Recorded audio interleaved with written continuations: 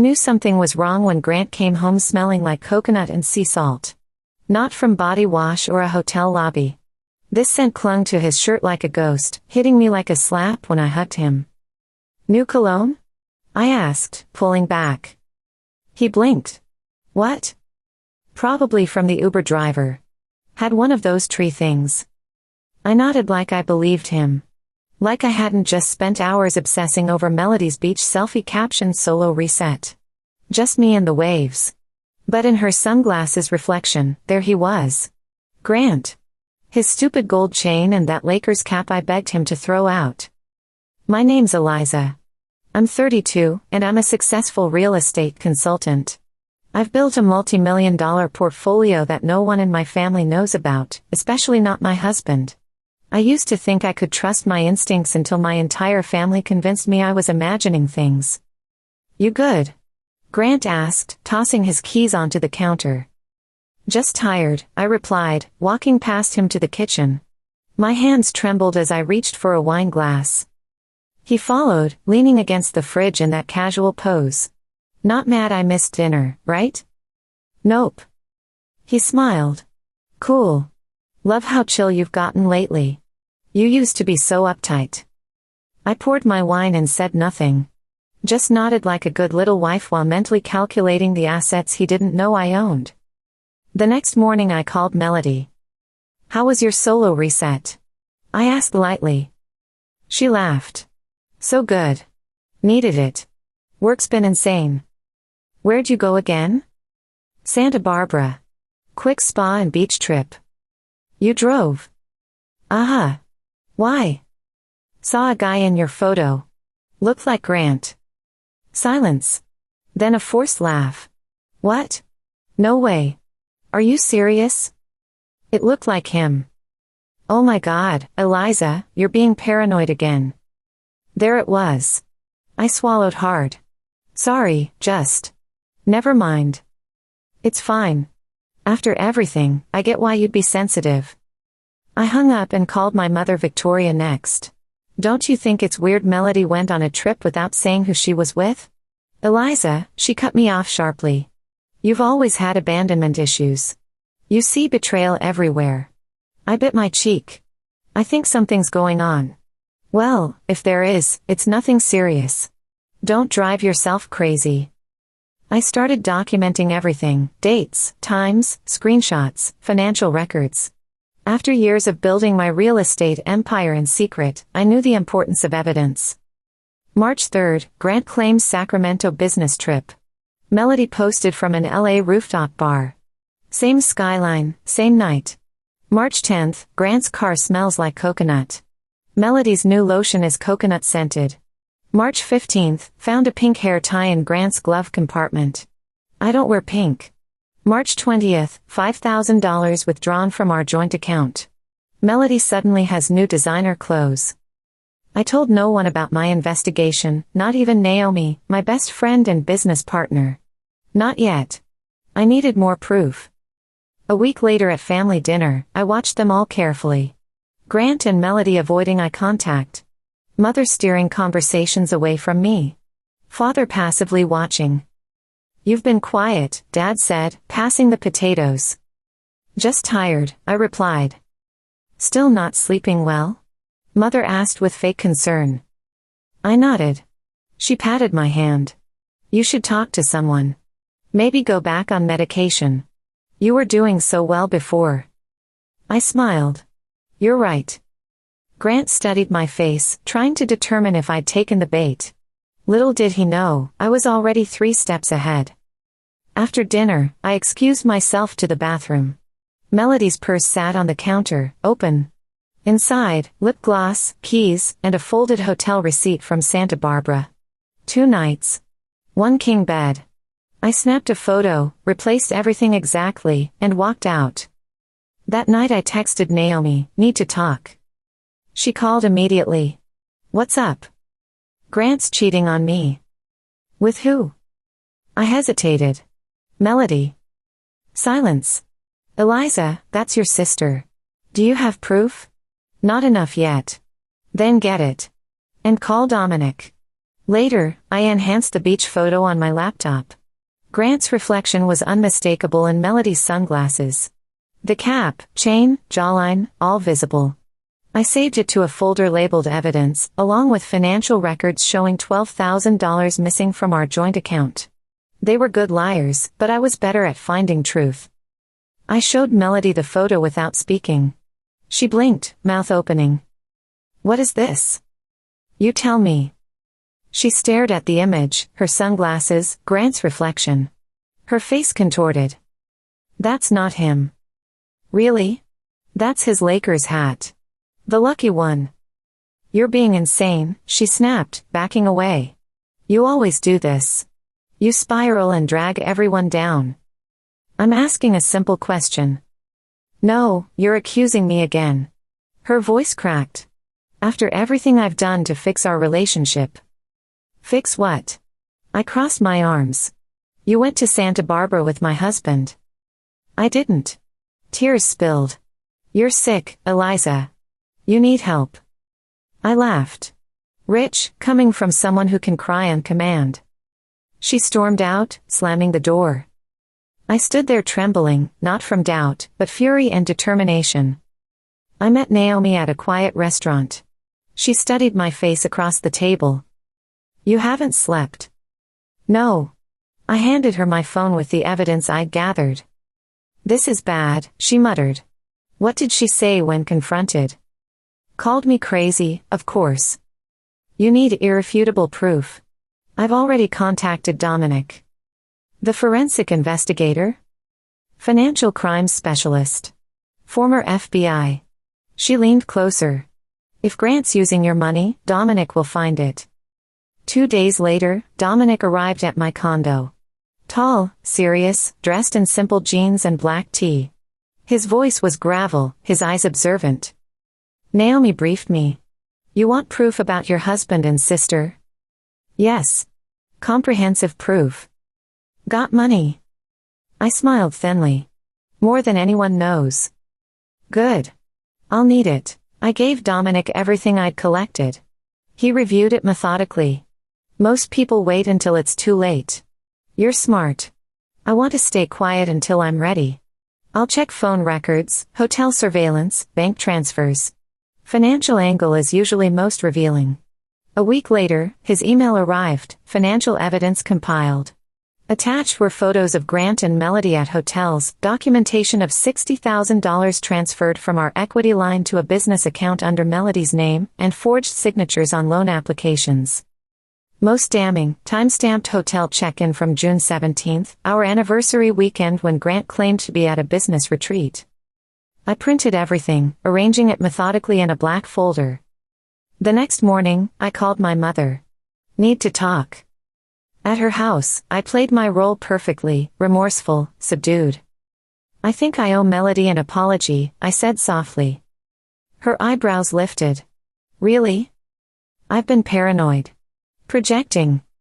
She smiled smugly. "That's mature, Eliza. I just want peace." She squeezed my hand. "We all do." Next, I visited Melody, who opened her door cautiously. "What do you want?" "To apologize." She blinked, surprised. "Why?" "I was wrong about the beach photo. Let my fears take over." We sat on her couch, her watching me suspiciously. "I'm trying to be better," I said. "More mature." She nodded, eyes darting nervously. I leaned closer. "Tell Grant I said the same." She flinched. I smiled. "See you at my birthday dinner Sunday." I called Dominic when I got home. Dig deeper into the finances. Already on it. Then I called my attorney. Start the paperwork. "Divorce?" she asked. "That's just the beginning," I said. "When this burns, I want it to consume everything they've built using my money." She paused. "Eliza, are you certain?" "Never been more sure of anything." Sunday's birthday dinner was at my parents' house. I arrived with an expensive bottle of wine and a calculated smile. "Eliza," Mother exclaimed, air kissing my cheek. "You look wonderful. So much calmer." "Meditation helps," I lied smoothly. Grant was already there, sitting suspiciously close to Melody. He looked up with a smile that made my skin crawl. "Want a drink?" he offered. "Please," I replied, handing him the wine. "Would you open this?" He nodded and headed to the kitchen. Melody followed, avoiding my eyes. Father glanced up from his chair. "You seem well." "I am," I replied, noting how everyone seemed relieved by my apparent surrender. At dinner, Mother poured wine generously, playing perfect hostess. "How's work?" "Busy," I answered simply. "Still consulting?" Father asked. "For now." I smiled, thinking of the real estate empire no one knew I'd built. Mother redirected. "Melody's boutique plans are moving forward.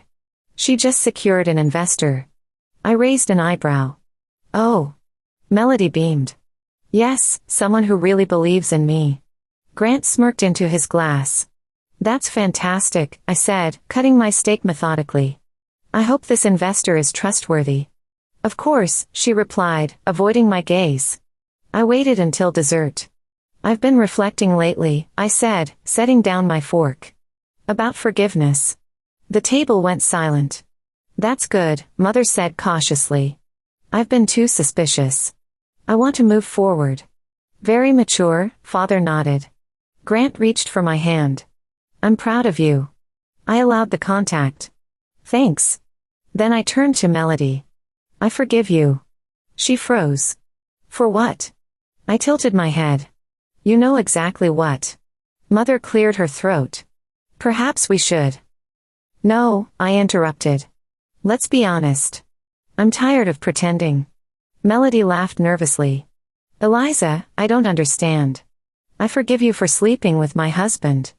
Dead silence. Grant coughed. "That's not funny." "I'm not joking." Mother stood. "Eliza, enough." "It's fine," I smiled calmly. "I've accepted it." Father stared at his plate. "I just want transparency," I continued. "No more secrets." Grant shook his head. "This is absurd." "Is it?" I stood and raised my glass. "To family, who lie to your face while smiling." I clinked my glass against Melody's frozen one. As we were leaving, Mother pulled me aside. "What are you doing?" "Being honest." "You're making everything worse." I leaned closer. "How long have you known?" She stiffened. "Excuse me?" "About Grant and Melody." "How long?" She glanced around nervously. "It's complicated." "How long?" She sighed. "Several months. Perhaps longer." I stepped back. "And you said nothing?" "We didn't want to hurt you." I laughed bitterly. "You didn't want to deal with me. You thought I'd overreact." "Eliza, no. Everyone knew, and you all let me sit there like a fool. We thought it would be easier if you didn't know." "Easier for whom?" I asked coldly. She had no answer. I smiled tightly. "You're right. I'll be mature about this." I walked out, already planning my next move. The next day I met with my attorney. "I'm filing on grounds of adultery and financial fraud." "You have evidence?" "Getting more every day." That night I called Dominic. "What have you found in Grant's finances?" "It's worse than we thought," he said. "He's transferred $60,000 from your equity line to a business account in Melody's name." My jaw tightened. "Keep investigating. Focus on my mother's accounts too." The following morning, Dominic's email arrived with an audio attachment. I played it, hearing Mother's voice clearly. "We need to keep Eliza compliant. She can't discover the trust fund situation." I recorded it on a separate device and labeled it checkmate. This wasn't just about divorce anymore. This was about justice. "Do they suspect anything?" Naomi asked, watching Melody's boutique from my car. "The shop my sister opened with my stolen money." "No," I replied. "They think I've surrendered, become the compliant, broken Eliza they've always wanted." She studied my face. "That smile is terrifying." "I'm done being polite." Inside, Melody laughed with customers, flipping her hair carelessly, living off funds drained from my equity line. "You're really doing this?" Naomi asked. I handed her my phone. "Listen." Mother's voice filled the car. We need to keep Eliza compliant. She can't discover the trust fund situation. Naomi's eyes widened. Holy shit. Exactly. This isn't just family drama. No, I said coldly. It's financial crime. For 3 weeks, I maintained my performance. Family dinners, friendly texts to Grant, even couples therapy where I nodded sympathetically while he complained about being misunderstood. You're incredibly strong, he said, squeezing my hand. Most women would have left. I smiled. I'm not most women. Meanwhile, Dominic compiled irrefutable evidence, bank transfers, forged signatures, and a shell company Grant created to funnel money into Melody's boutique. Ready to press charges? Dominic asked. Not yet. Public exposure first, then legal consequences. At the next family gathering, I brought Naomi. She's helping me heal, I explained. Mother beamed. Wonderful. Good to have supportive energy. Naomi smiled sweetly. Just here to observe. Grant whispered, you seem happier lately.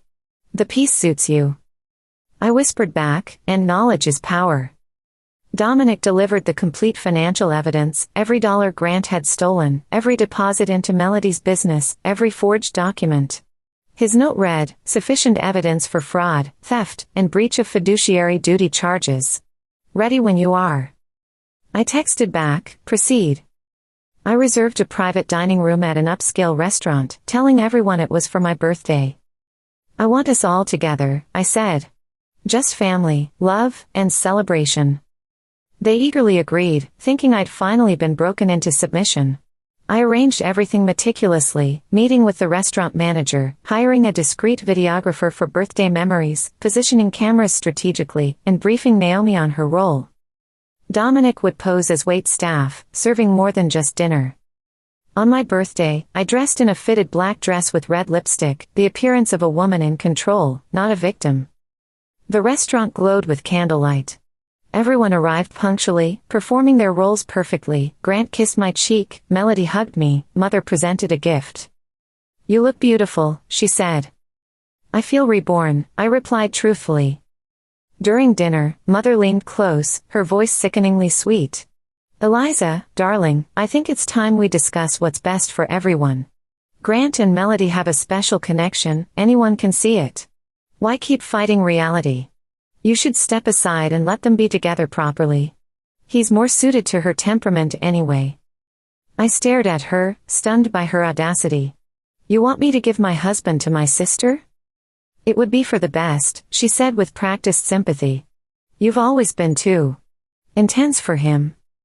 I clinked my water glass and signaled to Dominic. Grant Reynolds, he announced clearly, you've been served. He presented an envelope as the room fell silent. Grant stared. What the hell? Divorce papers, I said calmly, plus fraud charges, theft, and misappropriation of funds. I reached into my purse and pulled out a black folder. And this contains photographic evidence of your affair with my sister, Mother's manipulation of my trust fund, and all the financial crimes you've committed together. I slid the folder across the table. Since Mother believes you belong with Melody, you can share the consequences too. Silence stretched so long I could hear the candles flickering. Richard, the man I'd called father, stared at the DNA results like they were hieroglyphics. Victoria broke first. You had no right. I had every right, I replied calmly. You've lied my entire life. That's not the point. No, the point is you watched me being humiliated while protecting them. Melody sobbed behind her hands. Grant frantically flipped through the divorce papers as if searching for an escape clause. Is this some joke? He muttered. You can't be serious. I'm deadly serious. Fraud, adultery, theft, you'll be lucky to keep your toothbrush. He stood, voice rising. You don't get to do this to me. You did this to yourself. Melody looked up, mascara streaking down her face. Eliza, please. Not another word. Naomi sipped her wine calmly, observing the chaos she helped orchestrate. Victoria pointed at her accusingly. You helped her. Naomi raised an eyebrow. I helped her survive your betrayal. This is sick. Richard finally erupted. We should all calm down. You knew everything and said nothing. I cut him off. You don't get to speak now. The projector displayed the final evidence, bank statements and notarized documents showing Grant had diverted $60,000 from our equity line to Melody's boutique. I turned to my sister. You owe me $60,000. She shook her head. I didn't know. He said it was a gift. You knew. You just didn't care. Grant's voice cracked. You're destroying everything for what? Revenge. For truth. For justice. For myself. A man in a tailored suit stepped forward from the corner. Grant Reynolds. Grant blinked. Who are you? Financial Crimes Division. We'd like to discuss the unauthorized transfers from your wife's accounts. Victoria gasped. You brought authorities? They're very interested in the trust fund situation, Mother. Her face whitened. You can't touch that. When you illegally manipulate a trust to control your adult child, the law has plenty to say. Richard stood. Eliza, this has gone too far. I met his eyes. You're not my father. You don't get an opinion. The investigator handed Grant his card. We'll be in touch. As silence fell, Naomi spoke. Melody, I purchased your boutique's lease last week. Melody's head snapped up. What? Along with all attached debts. My attorneys will contact you. She stood violently. You can't take my life away. You took mine, I countered. My husband, my money, my family. Did you think I'd just accept it? Tears streamed down her face. I never meant. Save it. Grant approached me. We can work this out. Fix things. I laughed coldly. This isn't a negotiation. I made mistakes, but I still love you. You don't understand what love is. When he reached for my arm, I stepped back. Touch me and I'll add assault charges. He froze. I addressed them all. You lied collectively. You watched me suffer. Now face the consequences. Naomi and I walked toward the exit. You'll regret this. Grant called after me. I paused at the door. No, I replied without turning. You will. In the cool night air, I checked my reflection. Red lipstick perfect, eyes clear, hands steady. Happy birthday to me, I whispered. The fallout began immediately. By the time we reached my apartment, my phone overflowed with missed calls from Grant, Melody, Mother, and everyone else. I ignored them all, pouring wine while Naomi scrolled through her phone. It's already online, she said, showing me a social post about restaurant drama. Someone leaked it. Perfect, I replied, sipping my wine. Let the truth spread.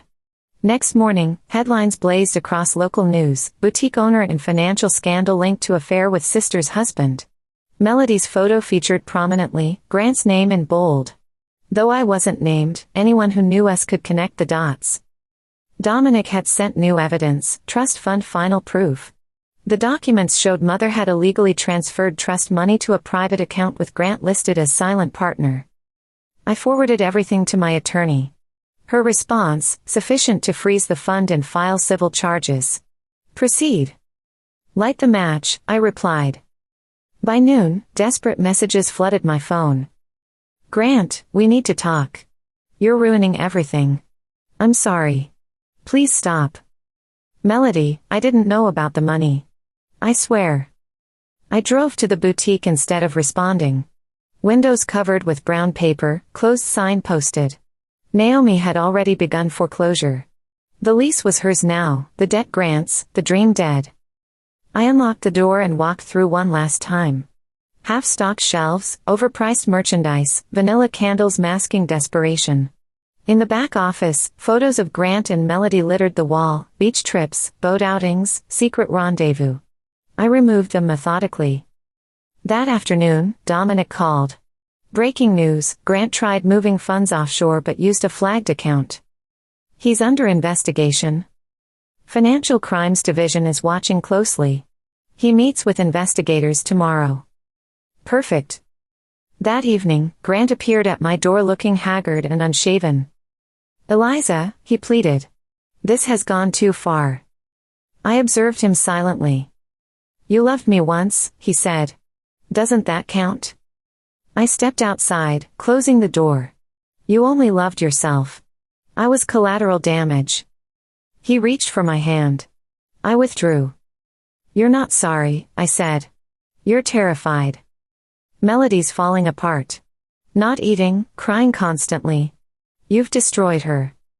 She destroyed herself. She's your sister. No. She's just someone I used to protect. He stared. You're not the woman I married. Thank God for that. Next day, Naomi arrived at lunch grinning. Victoria called me, she announced. What? She thinks I can convince you to back down. And? I told her you're busy building your empire. I laughed genuinely. She says you're evil, Naomi added.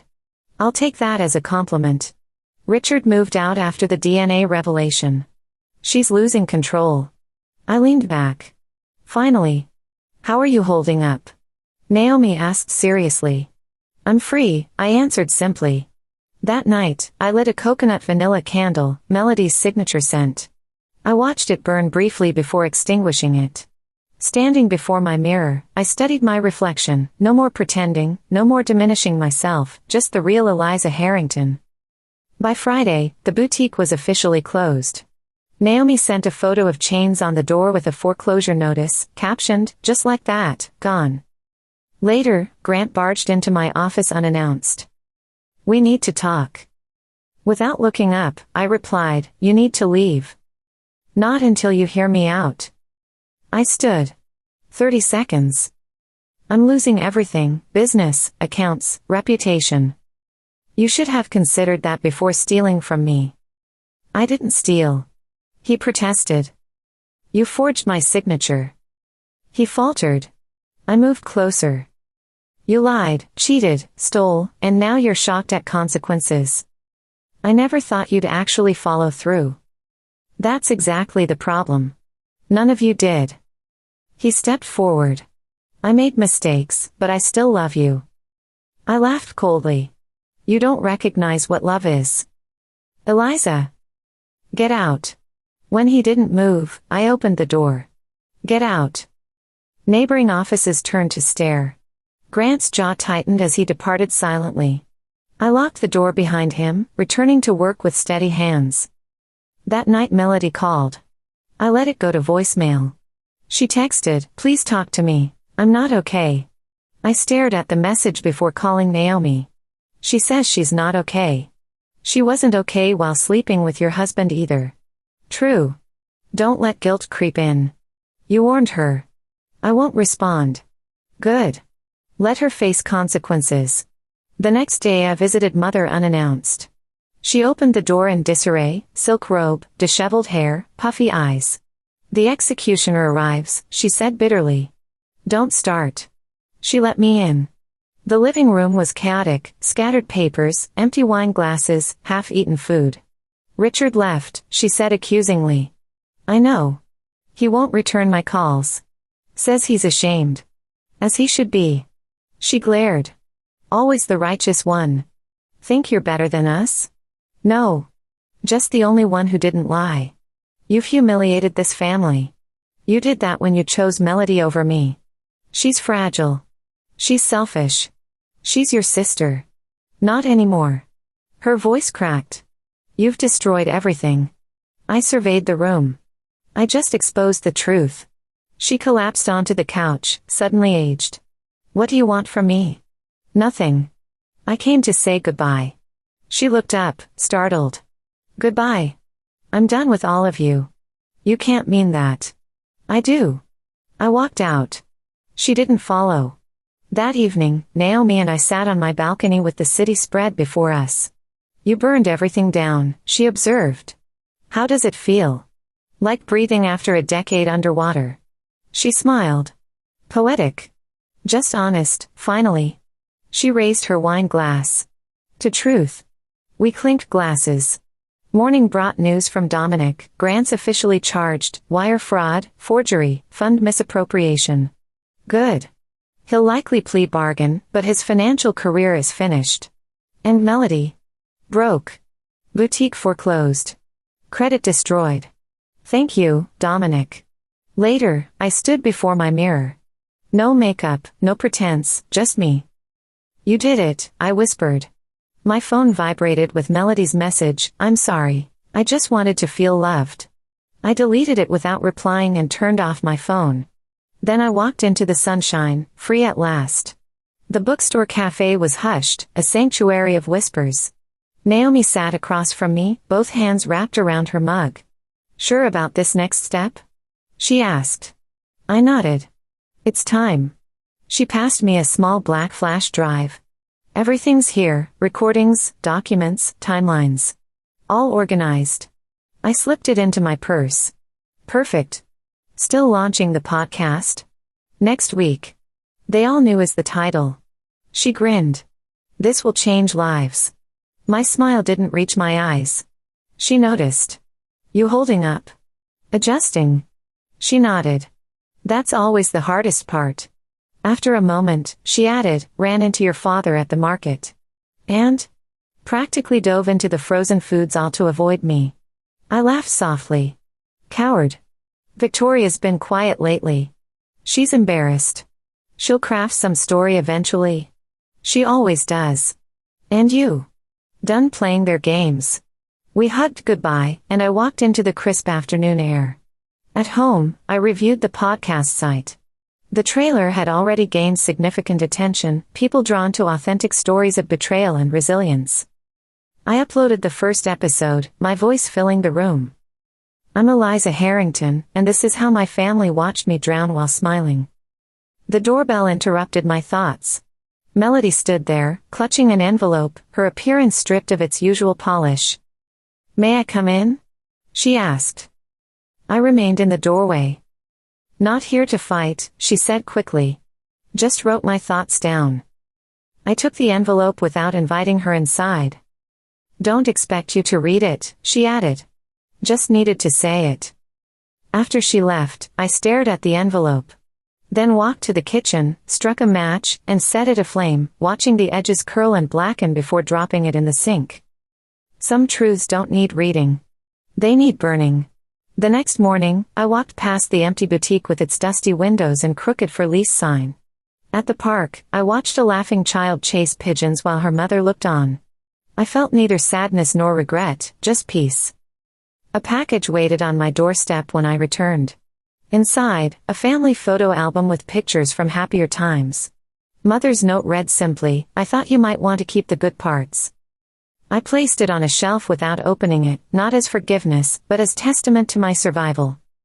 That evening, I uploaded the second podcast episode about gaslighting, how manipulators make you question your reality until you distrust your own perceptions. My closing words were simple, healing isn't about making peace. It's about reclaiming your voice. As I lay in bed that night, I realized I no longer needed their understanding or apologies. I just needed freedom. And finally, I had it.